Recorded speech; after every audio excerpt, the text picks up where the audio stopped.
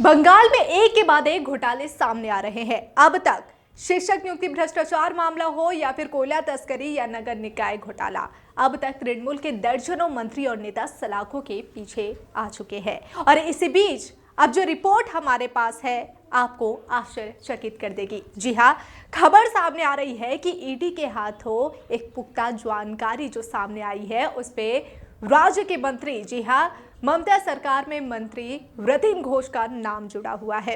हमने देखा था कि पिछले महीने रतिन घोष के कई ठिकानों पर छापेमारी हुई थी, लेकिन अब जो ईडी के हाथों जानकारी मिली है उसकी रिपोर्ट आज हमारे पास है।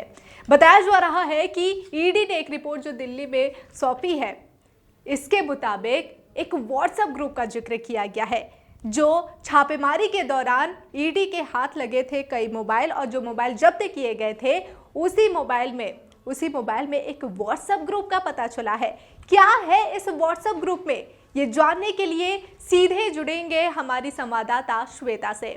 तो श्वेता, जिस तरीके से जो खबर सामने आ रही है कि ईडी के हाथ एक रिपोर्ट लगी है जिसमें कहा जा रहा है कि एक व्हाट्सएप ग्रुप का जिक्र हुआ है और उस व्हाट्सएप ग्रुप का जो संबंध है वो रतिन घोष से बताया जा रहा है। क्या है ये पूरा मामला? बिल्कुल, देखो सुहाना कि पिछले कुछ दिनों से जो हालत है पश्चिम बंगाल की, तो मानो ऐसा लग रहा है कि पश्चिम बंगाल मानो घोटाले का एक और नाम हो चुका है। एक के बाद एक घोटाला सामने आ रहे हैं और वो भी देखा जा रहा है कि जो अभी सत्ता में हैं उनके मंत्री गिरफ्तार हो रहे हैं, कोई किसी के घर पर छापामारी हो रही है, तो एक के बाद एक। और आज जो अपने व्यूअर्स को बताया जिस खबर के बारे में, ये बहुत बड़ी एक बात सामने आई है कि ईडी ऑफिसर्स ने एक रिपोर्ट पेश की है अदालत के पास। दिल्ली में एक कोर्ट में उन्होंने एक रिपोर्ट पेश की है। वहाँ पे दिखाया जा रहा है कि ये जो भी जॉब से रिलेटेड जो भी बातचीत होती थी और इसका जो किंग पिन था अयनशील, वो जो किंग पिन था उसका मोबाइल उन्होंने लिया। मोबाइल की अच्छे से छानबीन हुई और इस छानबीन के दौरान एक बहुत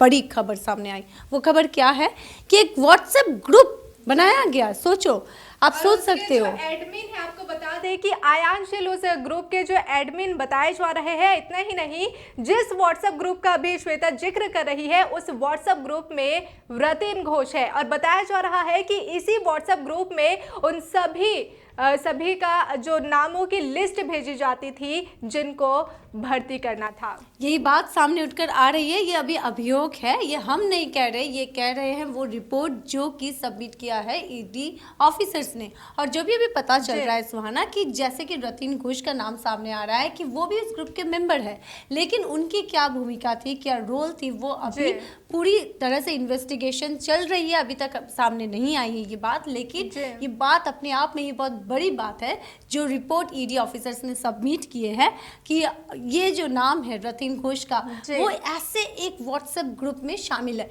और सबसे बड़ी बात है कि अगर हम नाम की बात छोड़ भी थे तो आपको बता दें कि एक व्हाट्सएप ग्रुप, क्या आप सोच सकते हैं व्यूअर्स कि किसी इंसान की या फिर जनता की समस्याओं के लिए नहीं, एक जॉब रैकेट, एक स्कैम के लिए यहाँ पर एक व्हाट्सएप ग्रुप खुल जाती है। वहाँ पर बड़े बड़े नाम, वहाँ पर ये इतना हद तक ये चीज़ चला गया है कि व्हाट्सएप ग्रुप के दौरान ही नौकरी किसको मिलनी है, क्या होना है, ये पूरी बातचीत होती थी। आप सोच सकते हैं कि बंगाल की हालत अभी कहाँ चली जा रही है।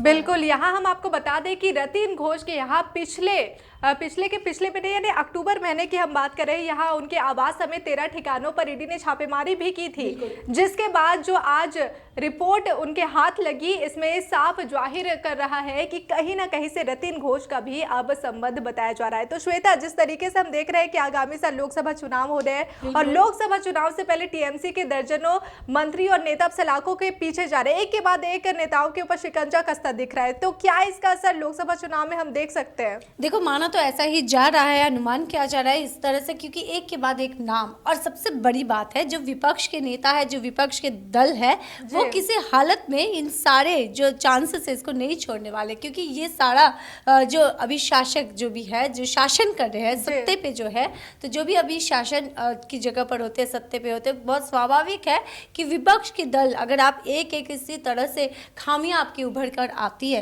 तो वो भी इस जगह को कभी नहीं छोड़ेंगे। और हम जानते हैं कि अमित शाह भी आने वाले हैं, वो भी पश्चिम बंगाल में आकर एक स्ट्रैटेजी सही करेंगे, ठीक कर देंगे, तो कैसे ये सारे मुद्दे नहीं उठेंगे, ये एक बहुत बड़ी सवाल है। और इसके वजह से आने वाले दिनों में हो सकता है कि तृणमूल कांग्रेस को काफ़ी मुसीबतों का भी सामना करना पड़े।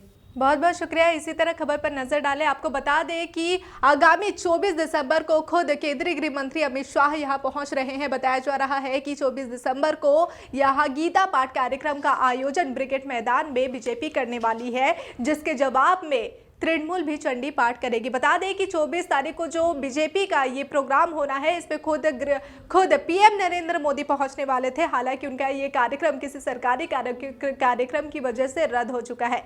बहरहाल, अगर हम आज जो घोटाले की बात हम बता रहे थे कि जो रिपोर्ट सामने आई है, ईडी के हाथ जो रिपोर्ट लगी है, इसके मुताबिक रतिन घोष का नाम भी अब निकाय भर्ती घोटाला मामले से जुड़ रहा है। इसमें कितनी सच्चाई है और आगे इस पर क्या कुछ एक्शन लेती है ईडी और सीबीआई, ये तो देखने वाली बात होगी। पल पल की अपडेट के लिए बने रहिए डिजिटल खबरीलाल के साथ। खबरें आपकी, नजर हमारी।